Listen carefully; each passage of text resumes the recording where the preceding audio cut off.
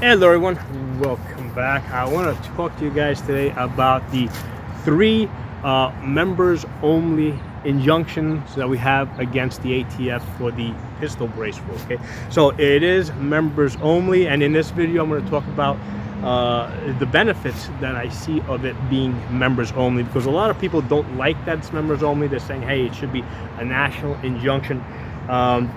But let me tell you guys, long-term, strategically, I think the members only might help us more, because the members only incentivizes people to join these three groups, right? The Firearms Policy Coalition, Gun Owners of America, Second Amendment Foundation.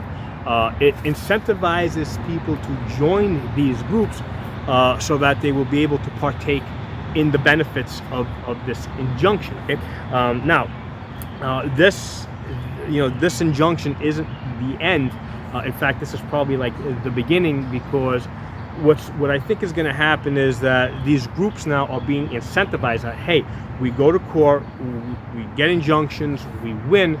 That's going to draw more memberships, and the more lawsuits we file, the more members we're going to bring in, and basically this is a cycle that continually feeds itself. Okay, so on the one side, there's the benefit of, hey, as these groups are funded, they have more money to file more lawsuits against anti-gun laws. And this isn't just at the federal level. Okay, also think state and city level, right? Think New York, think New Jersey, Maryland, Illinois, Chicago. Okay, and it's not just these three groups, but other groups out there are going to see this business model, and they're going to see that it's working, right? These three groups, they got the injunction, their memberships grew, so now it is going to incentivize these groups. It's going to incentivize other groups in addition to these three groups to go out there and file lawsuits and try to get these injunctions and try to win, so that they can also grow their memberships. Okay, so that's why long-term, strategically, I think that this is going to be really good for us. Now, aside from these groups having the funds to fight the anti-gun laws, the other benefit of this is that as these groups grow their memberships, they're able to have more influence on the politicians. Okay, so consider this: if you think that the politicians were respectful of the NRA because they had 5 million members, okay, well, think how respectful they'll be of GOA, FPC, SFA, if those groups have like 30 million members each. Okay, so the NRA had a business model which was basically to collect money and try to influence politicians behind closed doors. Okay, and to some extent it was working. And you can't say it wasn't working completely, because, hey, I mean, over the course of so many years, they did manage to block a significant amount of anti-gun laws. Exactly how significant, how effective they were, that can be questioned.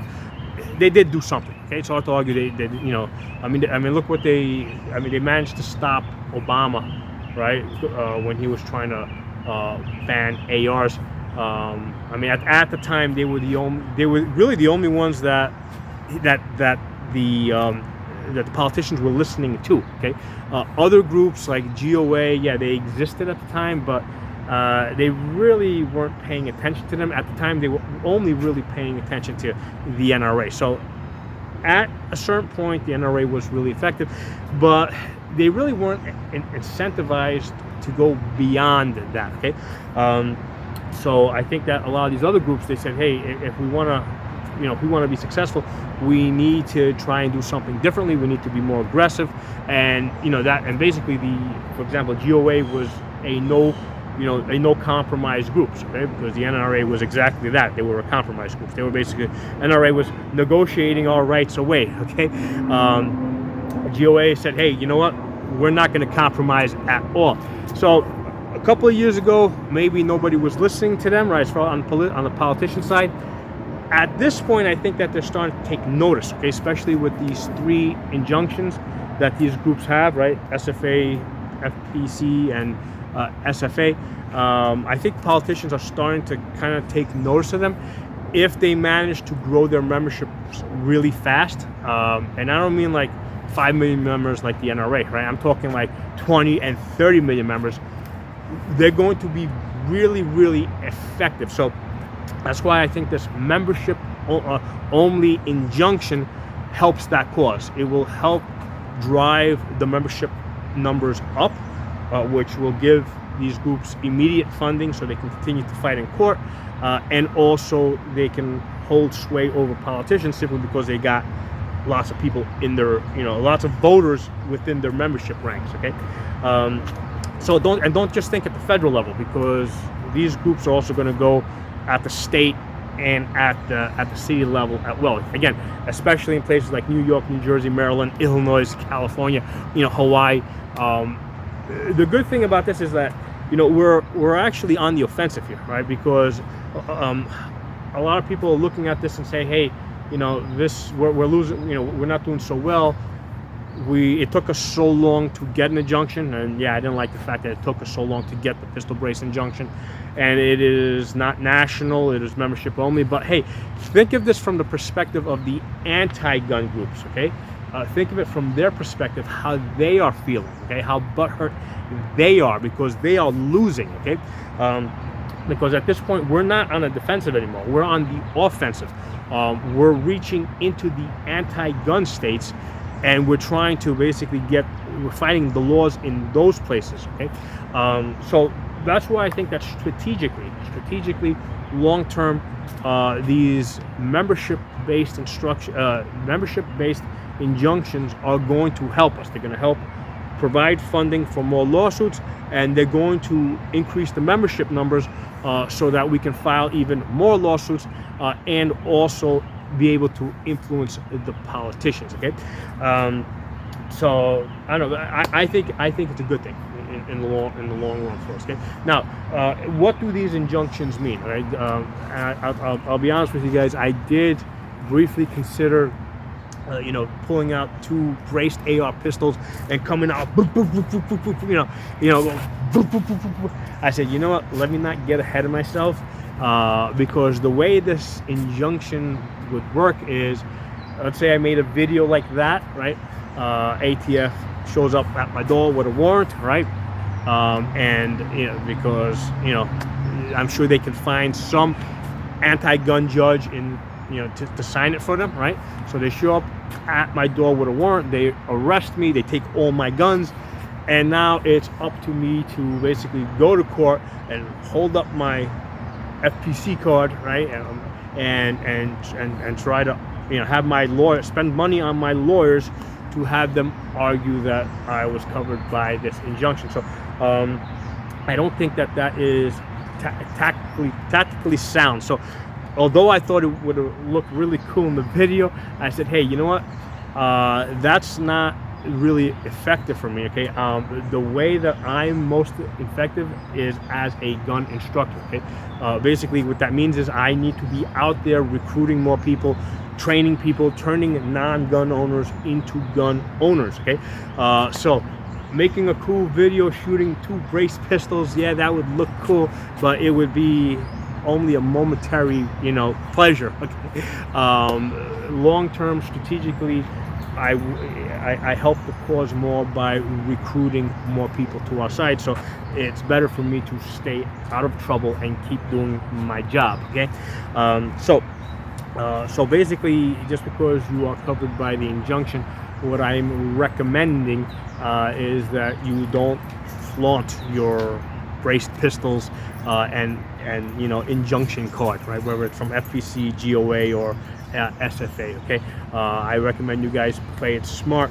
If even if in the end you win, nobody is going to, you still got to pay for this out of your pocket, right? You still got to pay for all the lawyers to defend you, right? So even if you win, you lose, okay?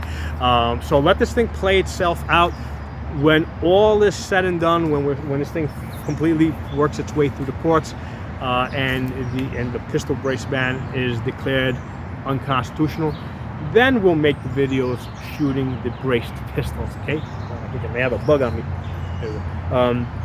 So they're my thoughts on that. Now, the other thing I would also recommend is you contact your gun lawyer, okay, and basically get their blessing on this, right?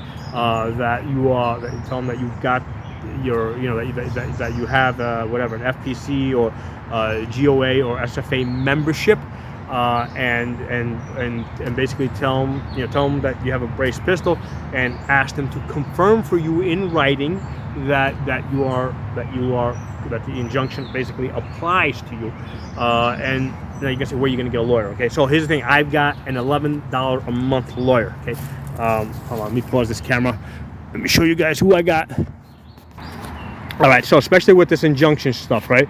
The one I use is US Lawshield. Okay, $11 a month. You can see right there, $10.95. Okay, let's just round up to $11 a month. Okay, and then with the promo code, which is Pocono Shooting, you get either, depending on what state you're in, you'll either get like $20 off, or you'll get a free month, or you'll get 2 free months. So I don't know what benefit you have in your state, but just type in the promo code and you'll see what you get. So the promo code is Pocono Shooting.